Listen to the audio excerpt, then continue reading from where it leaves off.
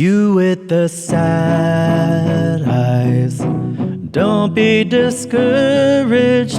Oh, I realize it's hard to take courage in a world full of people. You can lose sight of it all, and the darkness inside you can make you feel so small. But I see your true colors shining through. I see your true colors. That's why I love you. So don't be afraid to let them show your true colors. True colors are beautiful, like a rainbow.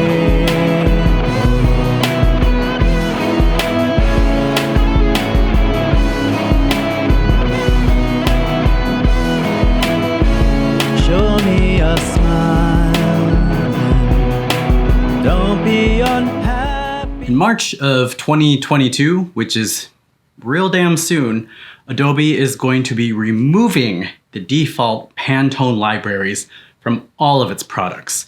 So if you've been using Pantone colors from their default books in Photoshop, Illustrator, or InDesign, say goodbye. Adobe made the announcement back in November of 2021 in some sort of tech update, so it wasn't well publicized. In fact, when I contacted one of the local printers that I usually work with, my representative hadn't heard anything about it.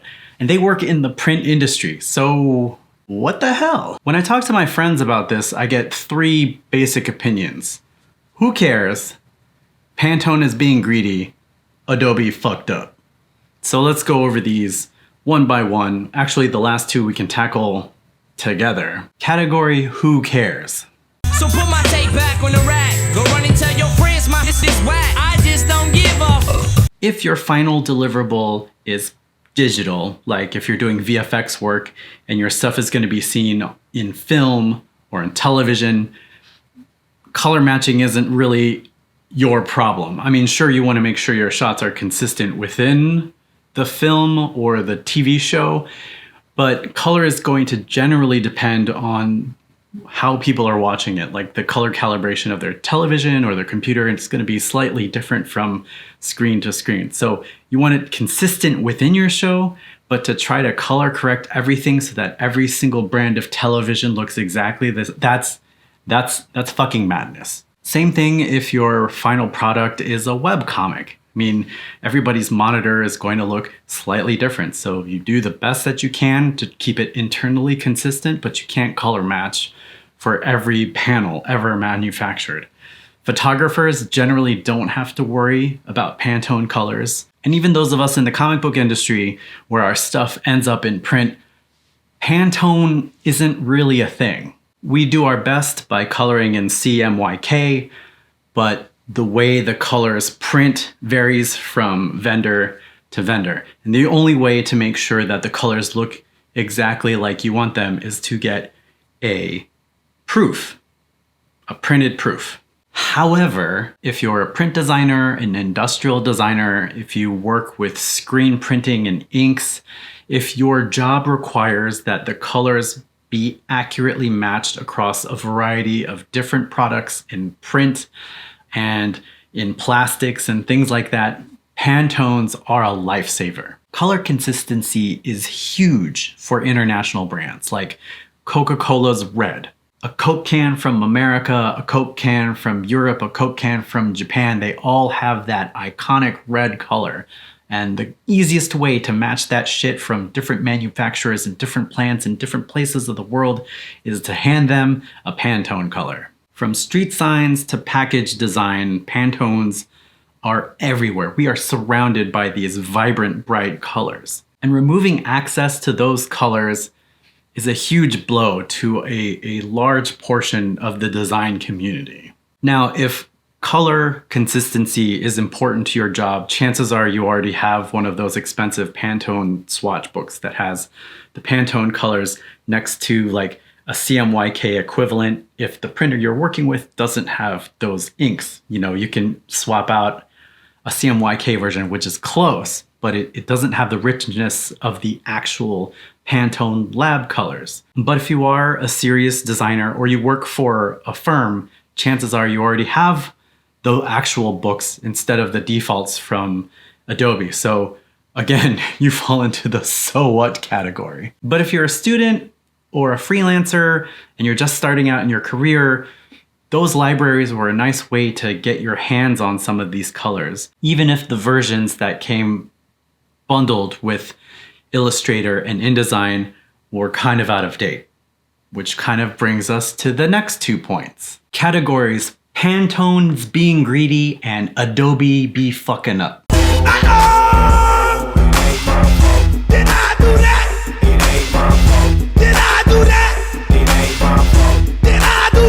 So it turns out that the Pantone books that come delivered with Illustrator and InDesign and Photoshop are out of date.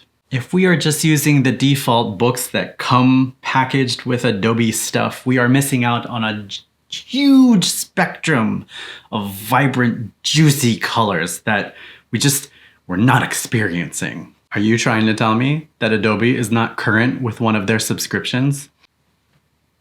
I've always operated under the assumption that part of my subscription fee to the Adobe Creative Cloud pays for relationships and subscriptions like those Pantone libraries. Like I always thought it was great that the Pantone libraries came with Illustrator, and I assumed that Adobe was paying Pantone a current rate to keep that shit up to date. But because I'm not that kind of print designer, I didn't even know that these libraries weren't current. So from Pantone's perspective, I could see them wanting to get designers access easily to these newer colors. And in lieu of the color books that come pre-bundled, Pantone has created an app and a plugin. So now you can access these colors on your mobile phone, and you'll be able to subscribe to their plugin, which goes into Illustrator and InDesign. So now you can bring those colors into your projects, which incurs another fee. Now, when Adobe removes these things, do you think they are going to pass the savings on to you?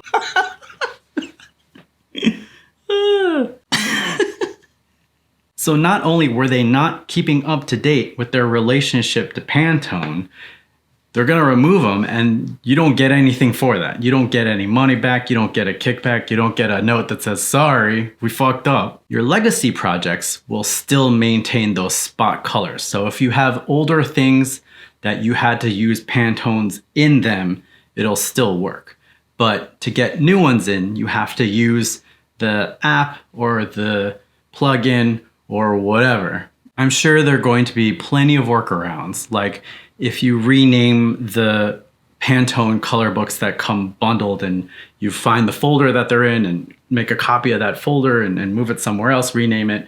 And then when the latest update to Illustrator and InDesign comes out that erases those libraries, you can reload them shits in and just call them like old ass Pantones that are out of date dot whatever the extension for the palette things is, or the color books is. But this helps exactly no one. I get it. Pantone and Adobe are not running a fucking charity. They have to make their money somewhere. But it just seems to me that two of the companies in our space that are industry standards could work together and work some shit out. For giant print houses or studios that deal with Pantone on a regular basis, they're probably already current. They probably already have their own fancy books. They probably give them out to their employees at Christmas parties. So they're set. But this change really hurts students or independent creators who are struggling as it is. Like, the world is on fire, fucking literally. And unless you're working with a big firm, this is gonna suck. This is gonna make a big impact on any creator that you follow that does small lapel pins or enamel pins, because a lot of those manufacturers use Pantone colors when choosing the enamels to inject into the pin base. Now you're going to have to go back and forth with them a couple of iterations to make sure the colors look decently on your monitor, and then just hope and pray they come out right when the enamel is actually poured. It adds a bunch of steps in a process that takes a long time anyway. Like when you order, the time from when you order a pin to when you actually get them in hand to sell to people, that can take months. And if you can cut out some of the steps, like if you can choose the colors that you want exactly and send them off to the manufacturer, that speeds it up by like weeks. So for smaller creators, for indie creators, for people just trying to build something, to start off, this sucks, man. This really sucks. I also kind of think it might be bad news for Pantone, because you're gonna have a couple of generations of up and coming designers who don't use the Pantone books because they're not built in. And I think more and more designers are choosing to go their own way instead of trying to get with the big firms. So purchasing a Pantone book is not necessarily on the priority list for an independent designer. So I think in the short term, the designers that need access to the Pantone colors might opt for the app because it's probably a little bit cheaper than buying one of those books outright, because those things are like $300, $400, $500. I mean, they're pretty expensive. They're gorgeous, and they have a lot of information, like the CMYK equivalents. That's really powerful, but they're not cheap. It's like maybe a 5 years into your career kind of purchase. It's not an outright thing. So like maybe there will be a bunch of transitional designers who are just in that space now who will end up subscribing because that'll be a cheaper way to go. But I think there will be a generation, I think eventually there will be a generation of designers who will just say, fuck it, I don't need another subscription. I'm already subscribing to Adobe Creative Cloud. Why do I need this other thing? I did see that Affinity Designer has the Pantone books bundled with it. I don't know if they are current, but it's an option and it's a one-time purchase. So if you really need access to the Pantone colors and you really hate the idea of subscribing to another app when you're already subscribing to the Creative Cloud, maybe pick up Affinity when it goes on sale inevitably during the holidays or back to school, because it's a one-time purchase and it's very affordable in comparison. And you know, even if they do split ways down the line, you can get a version with the Pantone colors in there, and then just bring your Photoshop file or Illustrator file into Affinity when it comes time to choosing colors for your clients, and like, you know, these are the ones that we like, these are the Pantones that we need to use, and blah, blah, blah, blah, blah. Do most of your work in Illustrator or Photoshop or whatever you're used to, and then just hop on over for a quick grab of a spot color and then bring it back into your thing. So there's that workaround, and there are going to be a couple of other workarounds when the time comes in the next few days when Adobe says goodbye. But this is good for no one.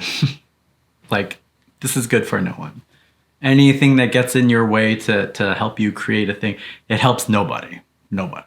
It feels like Adobe could do a little bit more to try to keep updated with the Pantone books and update their subscription and foster that relationship a little bit more, instead of just saying like, fine, we'll take your shit off. You can make a plugin if you want, but we're gonna peace out. We're gonna come up with our own shit. And that just feels kind of fucky to me. And I understand from Pantone's perspective, they're like, well, we gotta make money somehow. Let's try to give designers access to our products still and try to work it in with Adobe. So, but I think